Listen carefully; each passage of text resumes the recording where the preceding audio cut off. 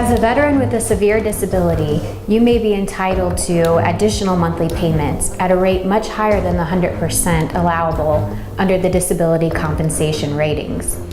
I'm Crystal Lechner, and I'm an attorney with Woods & Woods LLP. Today we'll be talking about special monthly compensation, these additional monthly payments, and what's commonly referred to as SMC. SMC is a benefit set by federal statute, and it's paid in addition to the rate that you receive under the disability compensation ratings.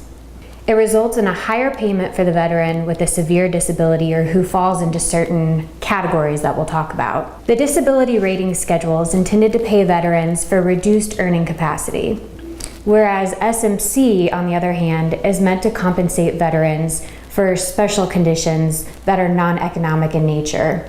So, personal inconveniences, needing aid and support from others, or other types of permanent assistance that they may need. The federal government recognizes that some injuries are so severe that you may need assistance with everyday tasks or permanent accommodations for the rest of your life.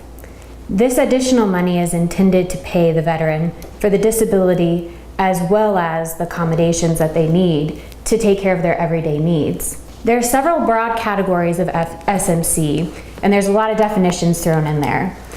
We'll talk about three of these. The first one is the specific severe disabilities that fall into definitions under the federal code. And these are commonly broken into categories of loss, meaning amputation, or loss of use, which is basically the same thing as amputation, only you still have that limb or that extremity. So loss of hands, feet, arm, or other extremities. Other examples include loss of eyesight or bilateral deafness. The second category is aid and attendance, and this is pretty much what it sounds like.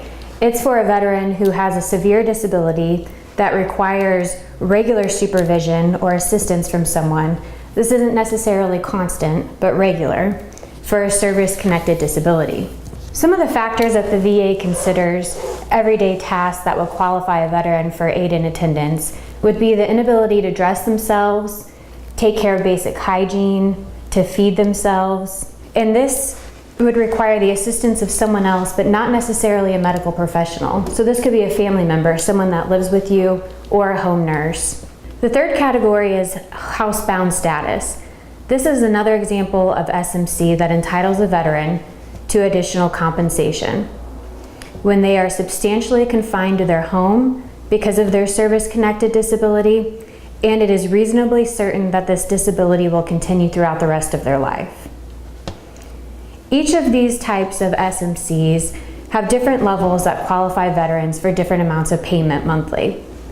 These ratings are in addition to the numerical ratings that are established under the standard disability rating schedule. And they're identified, and you'll hear this commonly, such as SMCK, SMCL, SMCM. These alphabetical ratings are simply just the designations that are in the Code of Federal Regulations that outlines the eligibility. The important thing to remember are that these SMC rates, these alphabetical designations, are higher than the 100% rate that are allowed under the disability schedule. The amount received also depends on whether or not the veteran is married and how many children that the veteran has. Because of this complicated rating schedule, it can be difficult to determine whether or not you qualify for SMC, and if you do qualify, how much you're entitled to. If you think you may qualify for SMC or you have questions about SMC, feel free to look at our website or give us a call.